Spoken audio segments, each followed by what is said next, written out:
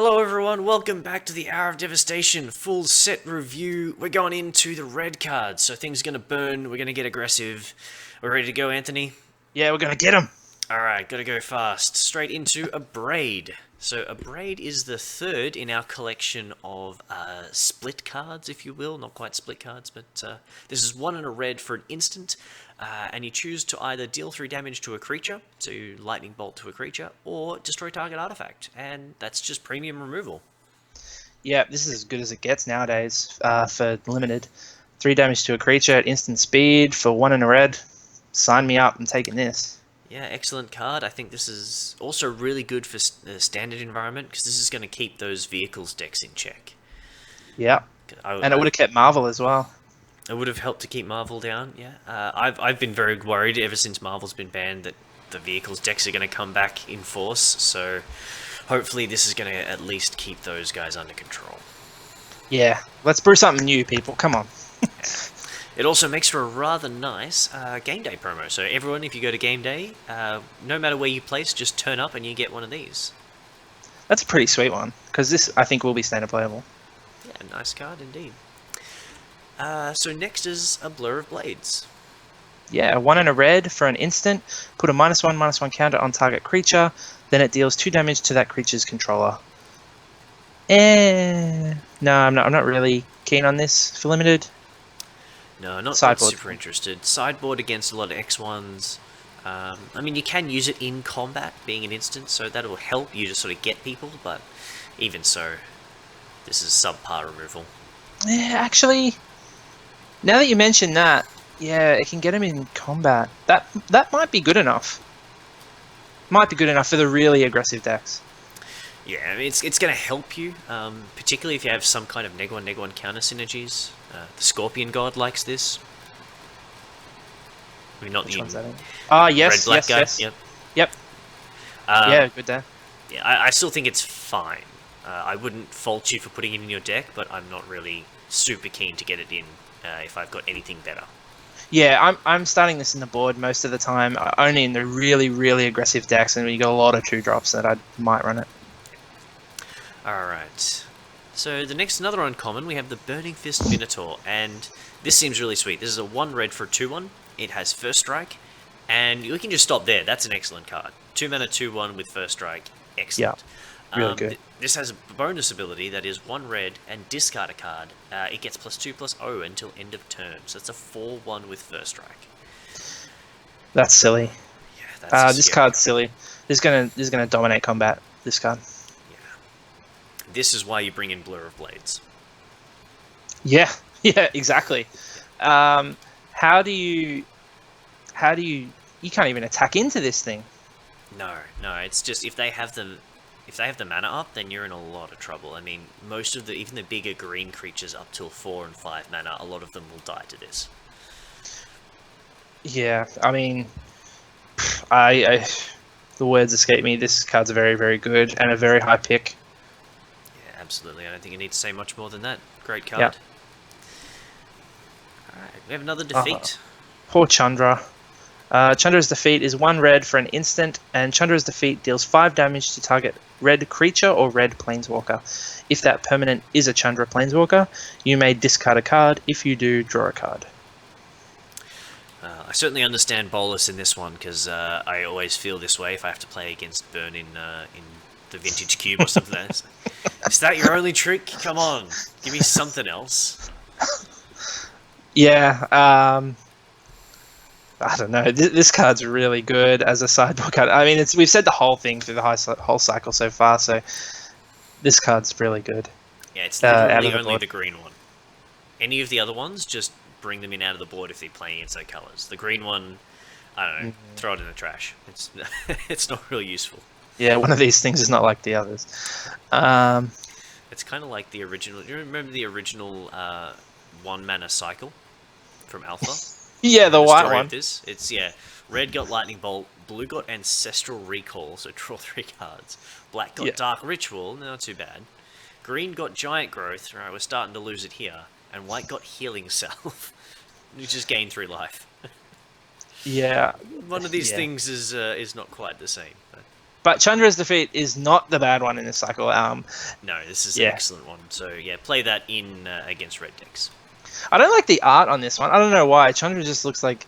She looks like an old man, a feeble old man in this one. I don't know, it looks weird.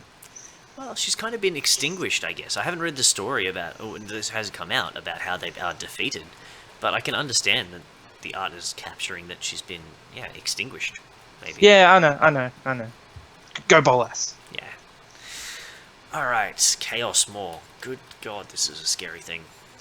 Beautiful art too. 5 red for a 6/6 Hellion, and when it enters the battlefield, deals 3 damage to each other creature.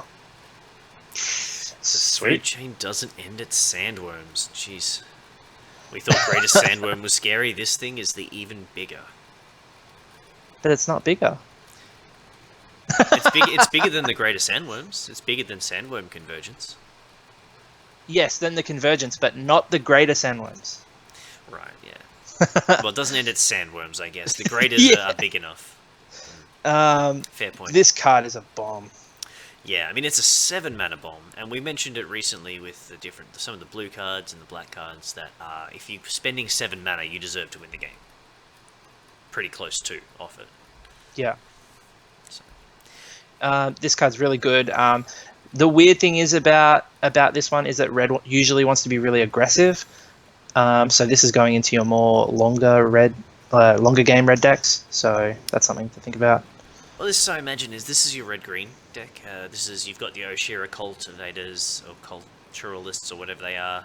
You've got the other ramp guys who are going to be able to get you to this on turn 5. Yeah. Because if you can do that, it's going to wipe the board. Yes. Hopefully it doesn't wipe you of all your mana guys, but it probably will. Who cares? It'll be worth it. It'll be worth it. Yeah. This card's great. Yeah, so pick it and play it in the right deck. You don't necessarily just chuck it into red decks. Yeah. And don't pick or play this in any deck. Crash through. Red mana for creatures you control, gain trample until end of turn, draw a card. No.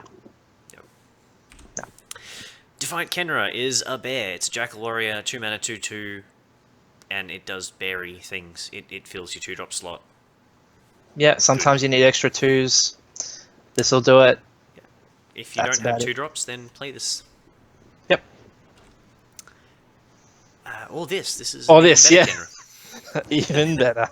Earthshaker Kenra is 1 and a red for a 2/1 Jackal Warrior with haste. And when it enters the battlefield, target creature with power less than or equal to Earthshaker Kenra's power can't block this turn. And then you eternalize 6 mana, bring it back as a 4/4. Yeah, this card's really good. Yeah, super sweet rare. This is a good card. Yeah, come down, little thing can't block. Comes back later on, big thing can't block. What more can you ask for out of a red card? Seriously, Nothing this else. card's this card's really good. There's not too much to say about it. It's just gonna wreck your face.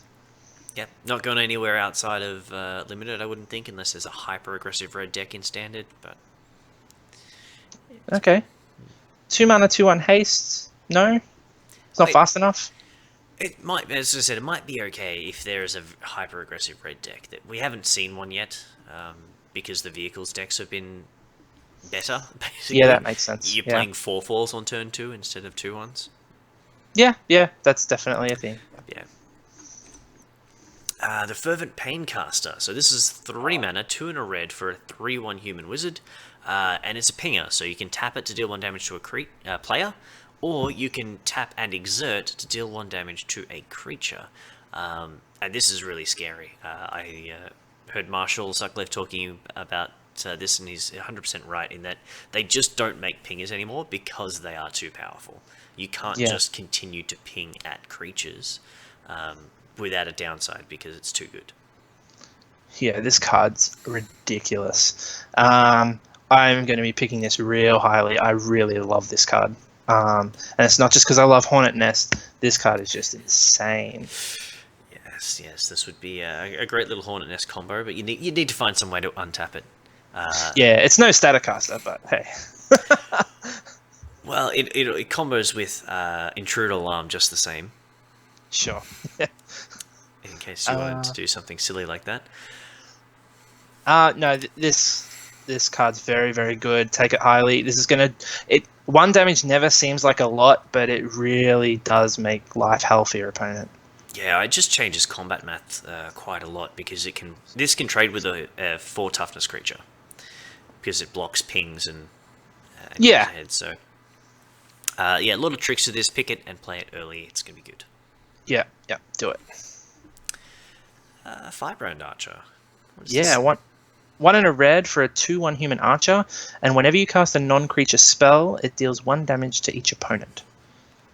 I always think archers should have reach. Yes, I It's- agree. But Does she not know how to shoot up? Or is she only shooting down? I mean, it's in the art she's shooting down, but yeah, I don't know. Maybe when she shoots up, the fire extinguishes her arrow. I don't know. who knows? Fire gets extinguished. I don't know. Uh, Either way, this is a really good card. I don't know. Really, it's a fine piker. It's a 2-mana 2/1. It's good. Or this will play really good in your aggressive red decks. That damage will add up. You won't want to trade this off with random 2-drops for your opponent because you could get 4 or 5 points of damage off of this. Yeah, for sure. I mean, there's going to be some good red removal that comes through. You burn spells, and they just ping your opponent for 1. So I definitely like it. It's a good card. Yeah, and there's also this is people have been talking about this in Pauper as well as some kind of storm kind of card. Yeah, there's a couple of little rumblings in Pauper. Some looking at it as a what's the called? What's the storm ping card?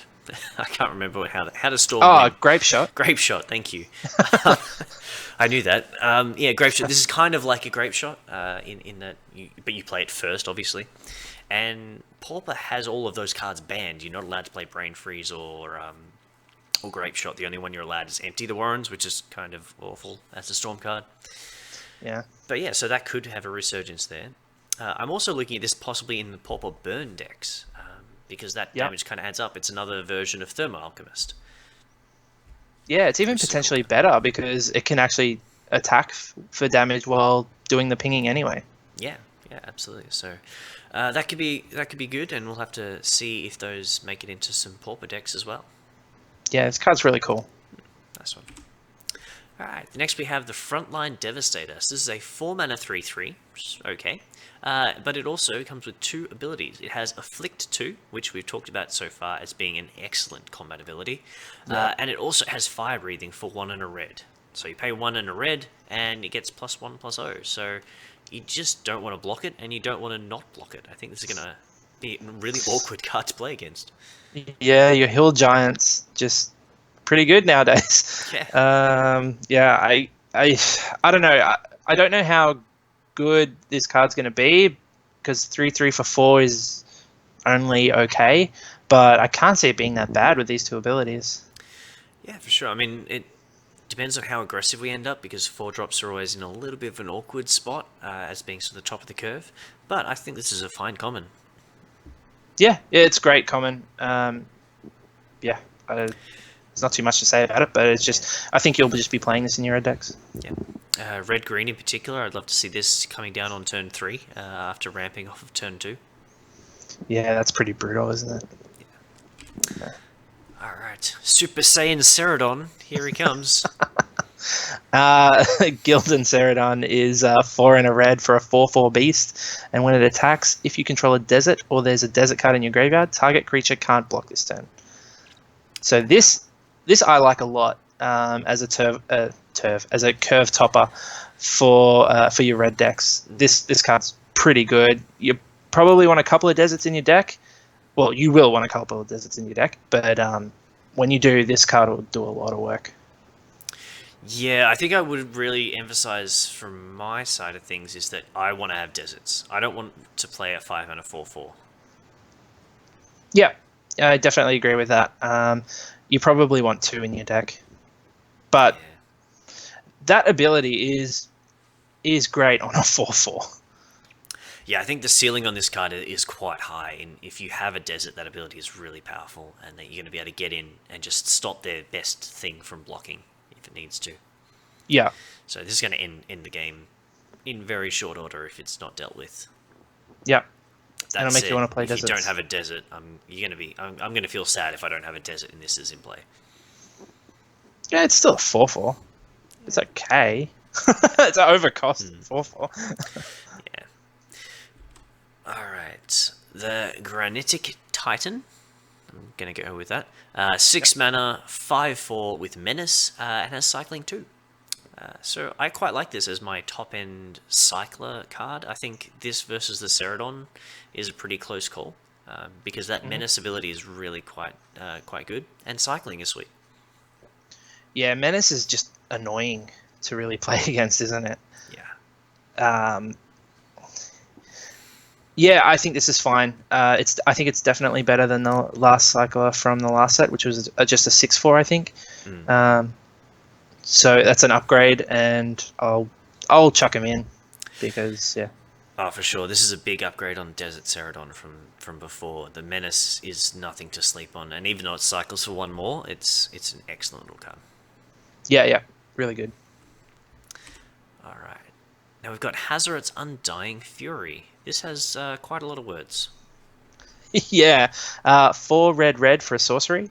Shuffle your library, then exile the top 4 cards. You may cast any number of non-land cards with converted mana cost 5 or less from among them without paying their mana costs. Lands you control don't untap during your next untap step. So, I really like this card. I think this is just, you always play this in your red decks. Okay. I don't think you agree with me, but I'm really big on this card. If you read this as draw 4 and play all the spells from that hand that you were about to draw and then skip your next turn, I think that's all right. I don't know. Firstly, Victor Adame Minga's excellent art there. He's really captured it quite well, and you've got the Scorpion King's Shadow. It's Scorpion God's Shadow. Sorry. It's really quite well put together. Yeah. But I just don't know if it's going to be enough in most red decks. In red-green, maybe, we've got a bit more chance to get this out early. I can see that having a bit more value, but there's just too many times in an aggressive style red deck where you're going to cast this, put 1 or 2 small creatures into play at best, and then your opponent's just going to be able to keep swinging in and kill you. So skipping you could be skipping up to 2 turns for a 2/2. Yeah, but if you were drawing those cards anyway, just say you draw 2 2/2s and 2 lands over those 4 turns, you're not winning that game anyway. Like, the downside is you're just not winning the game anyway. Sure, but I guess the question is, what else could we be doing at 6 mana that would have a greater impact? I mean, the Granitic Titan that we just saw in those situations could be having a better impact. So I just kind of want a little bit more from my rare. Yeah, I think we're just going to be split on this card. I think it's really good. I think the average case scenario is going to be great.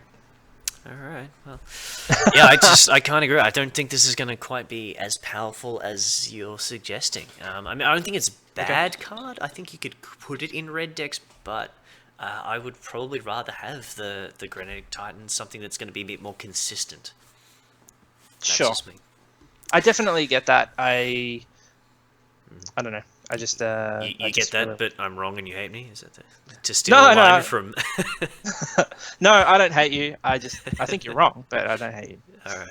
You're wrong, and I still like you. I just wanted to go back on that card for a second. Now, this just is me theory crafting what's going on here. She beats the Scorpion God, right? Because this isn't her last stand. Yeah, we didn't talk about that, because all of the other ones are so-and-so's last thing. They're the last stand from Ronus, the last word of Kefnet, the last reckoning. But this is not the last Fury, so... It's her Undying Fury. It looks like Hazoret survives, which is awesome. It's not the Gatewatch that are killing them, thank God. It's Hazoret. Yes! Which is cool. I really like that. I hope that's the case, that she survives. Yeah, I like it, and I think it might give a little bit of hope for... Amonkhet, that it may go on afterwards if they still have at least one god to look after them. Or she turns. maybe. The other, I guess, slightly interesting thing from the story that I have seen is that the new gods, or the old gods, or however we look at the Scorpion God and that sort of thing, have been corrupted. So they still exist somewhere underneath, it seems, is possible. So it might be that she's able to break them back out and they end up with some alternate sort of personalities. I don't know, that's just me theory crafting based on little bits that I've taken out of the story. Either Hazoret kills them, or maybe she can burn away their corruption. I don't know. That's pretty cool. We'll have to wait and see. Yeah. We're going to have to wait until after the Hour of Devastation, which is upon us. This is 3 red for a sorcery. All creatures lose indestructible until end of turn, and it deals 5 damage to each creature and each non-bolas planeswalker. This card is awesome. This is a huge wrath. Yeah, this is what you want. You want to kill the planeswalkers and all the creatures. Finally, something that beats Gideon. Yes, yeah. Kills Gideon and all of his little friends. Yeah. Card's sweet. Always pick, always play. And yeah, what can you say? He's back. I don't know, are you playing this in most of your red decks? I am. And I think that's something we differ on. I'm pretty much always playing my Wraths. Because I felt like Sweltering Suns, which is sort of the most close assimilation to this, was a little bit easier to play around. So I know that a few people were very down on Sweltering Suns because it killed everything of yours in red. But I was a bit happier to play it because I can build around it. This is just a Wrath. It's going to kill every red creature. We haven't seen a single creature so far that survives this in red. There is one coming up, but... Oh, sorry, the Hellion, with the 6/6. Yeah, there's one more too, but they're both rares, so... yeah, you're right, it is going to kill your red creatures. You don't only have to play red creatures, though. True, and I feel like if you're in a ramp deck, red-green seems to keep popping up, as some of these cards look very good with red-green, or maybe even a red-black or something, I don't know. But... I don't know, I just feel like Wraths, and even Sweltering Suns as well, like, sometimes they're the best card in your deck, and sometimes they're not, granted, when you're ahead, but the times when you're behind, and then you can just pull this out and then just stabilize the game, that's just a huge boon to have, and it's not something I'd like to leave in my sideboard. Yeah, that's pretty reasonable. I can certainly see that line, and I don't think I'm passing this very much, because I don't think it's hard to build a deck where this will work in. Fair enough.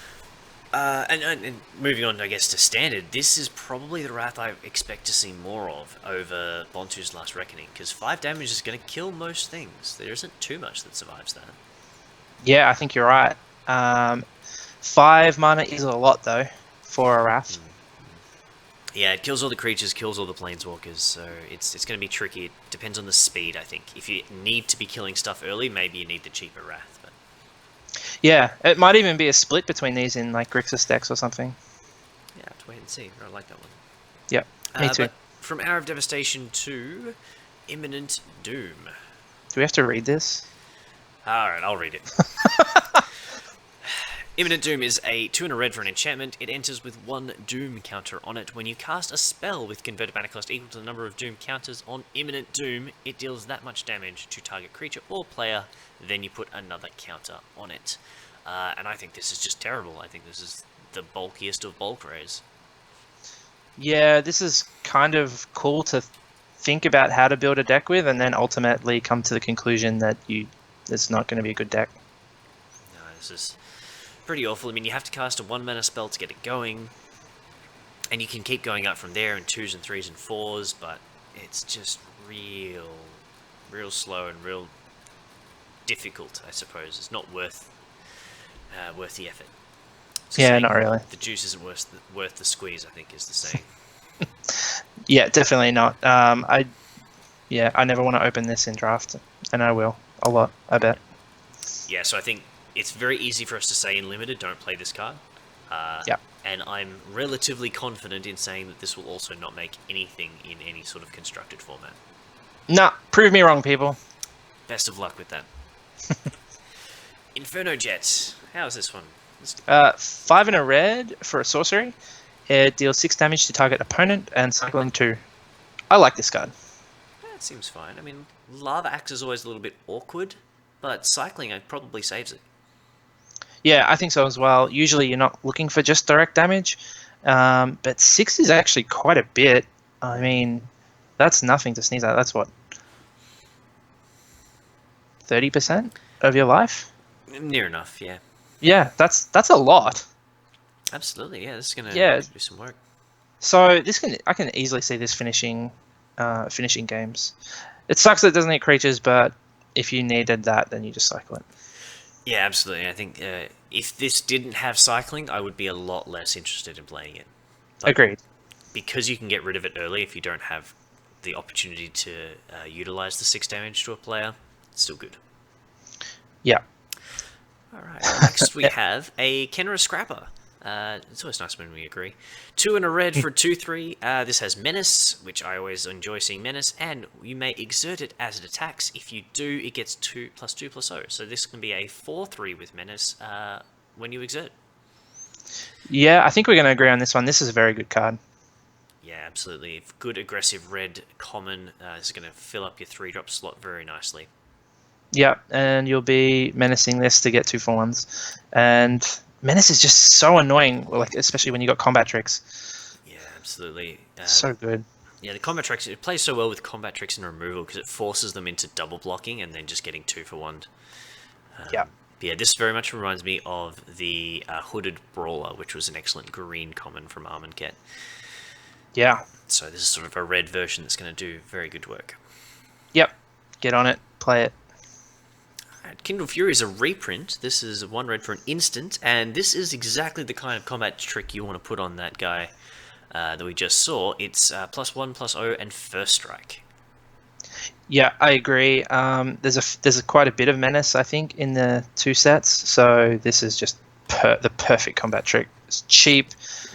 It's going to kill both of their guys, and you're going to survive the combat, and it's just ridiculous. Yeah, this is the sort of thing that really separates the people who have been paying attention to the set or aren't. If they have 1 red open and they're attacking into what seems a bit sketchy, this is what they're representing. Whether they have it or not, this is what they're representing. So just be aware that it exists, because it's going to blow you out sometimes. Yeah, I've been blown out so many times by this card. So good. Alright. Magmaroth. This again is a weird one, kind of like the Ammit. Yeah, it kind of looks, I don't want to say cute and cuddly, but it kind of does. Like, it looks like your trusty companion. I'll give you cute, but I'm not cuddling this thing. Yeah, it might be a bit warm. 3 and a red for a 5/5 elemental. At the beginning of your upkeep, put a -1/-1 counter on it. Whenever you cast a non-creature spell, remove a -1/-1 counter on it. So, yeah, a bit like Dammit, where you can put counters on and off. Yeah, I mean, if we break it down, so when we play it on turn 4, this is a 5/5, and it can block that turn as a 5/5. Its first attack is as a 4/4 unless you have a non-creature spell to play.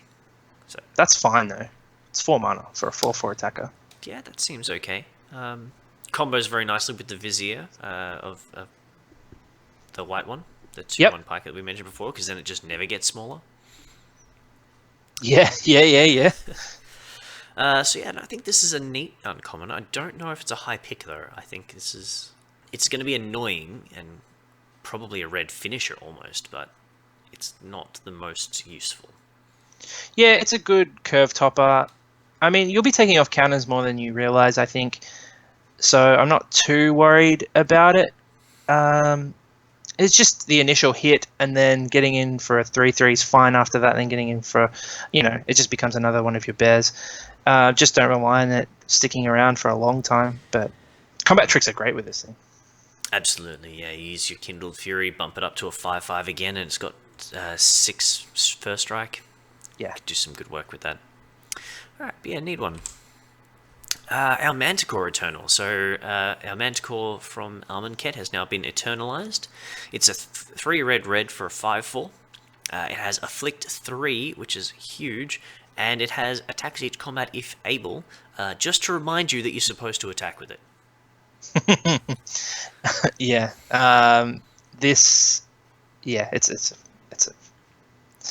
It's a beating. I don't know what you're supposed to really do against this sort of card. it's just going to feel bad either way. Absolutely. I mean, it's Juggernaut stats, slightly better than Juggernaut stats, and that was a reasonably good card. Being forced to attack is slightly annoying, but it's got Afflict for 3. They're It's taking excellent. 3. Yeah, Yep. great card. And you should always, I guess, a slight tactical point. If you have a card like this that has to attack, don't think about the attack. If you have a combat trick or something like that, just go, alright, it has to attack, turn it sideways. Because if you think about it, your opponent will pick that hesitation up as you may have something to play. So if you want to try to disguise the trick, you just swing it in and see what happens. Yeah. Alright, the Manticore Eternal is a good card. Going to be playing a lot of that if I can. Potentially even better card here in Neheb. Yeah, Neheb the Eternal. He got zombified. 3 red for a 4/6 zombie Minotaur warrior mythic.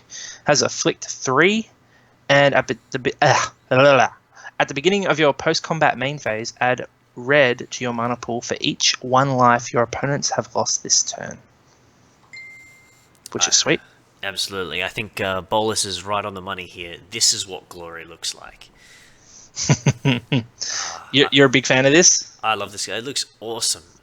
It's probably not at its best in a fast red deck, so it's not your red-white, but again, red-green seems like a really fun deck to play with this, because on your following turn, you're getting 3 mana if they block, 4 mana if they don't, to play something huge. Yeah, I mean, that second ability is not the best in a red-white deck, but the first ability is. Oh, for sure, yeah. It's just value on top of value. Afflict 3, it's going to be hard to kill because 6 toughness is a lot. Yeah, it's huge. This is just a magnificent card. I'm going to be picking it early and playing it as much as I possibly can. Like, if I see this in pack 2, I'll probably first pick it and move into red, try and force it, because this is a great card. Wow, really? Okay, you're higher on it than me. I started not liking this card very much, but just thinking about Afflict more, it's just so hard to deal with. 4/6, Afflict 3, they're taking a lot of damage every turn. It's hard to stop. This card's going to be good in every red deck. I mean, Glorybringer can't even bring this thing down. Exactly. 4/6. That's something to be said, I guess. He's awesome, and I really do like this card a lot. So cool. All right, open fire. Yep, this is our common removal in red for the set. 2 and a red for an instant. It deals 3 damage to target creature or player. And for a common, this is as good as it gets. Yeah, I mean, how expensive can you make Lightning Bolt before it's no good? I think they found the sweet spot. 3 mana is still good. You'll play it. You'll play all of these that you get. Absolutely, yeah. It's really weird, the art on this, though. Like, this is a Kenra Archer has jammed a skull of some sort on the end of their arrow. Customization. Yeah, well, everyone likes a little personal touch, you know? I mean, I don't know. He's supposed to be eaten at the same time as getting a spear through. It's pretty intimidating. The guy next to you just gets impaled by a flying jackal. Yeah, on fire. Yeah. I'm probably putting my arms down and running away at that point. Yeah, it's funny. It says open fire, but the fire in there is just the least important part of that thing. Yeah, alright. As we said, yeah, pick that, play it, play all of them. It's just the best removal for red, really. Yeah, it's good. You'll play it. It'll be good. Puncturing Blow is probably the next possibly better removal. It's a close one. We'll talk about that in a second. 4 mana, 2 red for deal 5 damage to target creature, and if it would die, exile it. Yeah, I mean, that's pretty good for sorcery speed removal for red. It's pretty much destroy target creature. Yeah, so I guess answering the question, which one? Are we taking the 3 or the 4 mana removal here? They're both common. You're going to see them in the same pack. What are you taking? I think I'm still taking the 3 mana as instant speed. Yeah, I think you're right. The 1 less in the instant is pretty important, so I'll agree with that one. Yeah, it's also splashable. Yeah. This one isn't. No, double red's much harder. What's going on in that art? What is that thing? I don't know. I've been trying to work that out. It's a very unusual thing. The flavor text doesn't help us a lot. It doesn't look like any of the gods. I don't think that's the scarab god or anything. Yeah, it's weird. Oh well. Oh well. Sand Strangler. So this is Flame Tongue Carver, FTK, returned 3 in a red for a 3/3. Sure, it's okay. And if you have a desert, it deals 3 damage to target creature when it enters the battlefield. So yeah, really good card. Yeah, really good. Absolutely. I mean, this is a acceptable card if you don't have desert. So 4 mana 3/3. It's not good, but you'll play it if you have to. But you absolutely want to play deserts with this because that 3 damage is going to be excellent. Get you 2 1s. I'm just jamming every desert in my colors when I've got this in my deck. Yeah, I mean, I think most of the deserts are playable anyway. Yep. But this is sort of the reason you would play some of the colorless deserts, I think. Yeah, no, agreed. I'd play the best ones with this.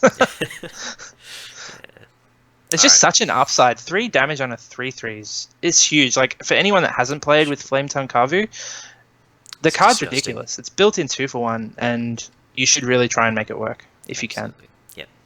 Even a Flame Tongue Carver you have to jump through hoops for is absolutely worth it. Yep. Alright, Thorned Moloch. So this guy looks a bit unassuming. He's a lizard, 2 in a red for a 2/2. But he has some words. He has prowess, so not bad. 3 mana 2/2 prowess. And he has first strike when he's attacking. So more attacking. Yeah, turn your dude sideways. Yeah, this card's very good when it's attacking. Yes, yeah. I mean, first strike is just a really powerful combat ability. It's really hard to block. The prowess makes it even harder to block because you've got that threat of going up to a 3/3. Yeah, I think this is an excellent red common that is going to be hard to cut. Yeah, I think so as well. I think there's going to be better than your average red card, so you're going to play him. Yeah, good one. All right, and Wildfire Eternal. I think this might be one of our last cards. Okay. And if I remember, we have a fairly differing opinion, so I'll let you start off with this one. Yep. 3 and a red for a 1/4 Zombie Jackal Cleric. It has Afflict 4, and when it attacks and isn't blocked, you may cast an instant or sorcery card from your hand without paying its mana cost. I don't think this is that good. It's got all of the words. It must be good. Yeah, there are only so many times that you want to cast an instant or sorcery after combat's done. Oh no, it's and isn't blocked. Okay, sure. So if it's not being blocked, you can cast an instant or sorcery. But most of your instants and sorceries have a particular point at when they want to be cast. You're not really going to get a lot out of that. I think, and Afflict 4, you just don't block it. Just take one. That's fine. Alright, fair enough. I mean, the Afflict 4 is really enough to say that it's not going to be blocked very often. And I'm 100% okay with that, because Inferno Jet, instead of paying 7 mana, that's a free 6 damage to the face that this adds on. The removal spells, the fact that you get to double up. On turn 5, you get to throw your removal spell, like Open Fire, at something. And then still play a creature and continue developing your board on turn 5. So I just feel like because you can be fairly confident your opponent isn't going to want to block this, you can rely on that trigger to be happening fairly often as well. You can load up your deck with these cool instants and sorceries, and your opponent's then going to have to go to the point of saying, you know what, I have to block this and take 4. Otherwise they're going to cast something cool. Nah. No, I agree. I agree that I just don't think that's going to happen very often. Sorry. It will happen often that you'll be able to do it, but where it will become a huge advantage, I don't think it's going to be that often. Well, we'll certainly have to see, and I'm really looking forward to opening this early because I want to build the blue-red spells deck. I want to take the draw spells, I want to take the removal spells and be able to just go off with it, so this is going to be a lot of fun. Yeah, just double asserting that this is only instant and sorcery. It doesn't affect your enchantments or artifacts or anything like that.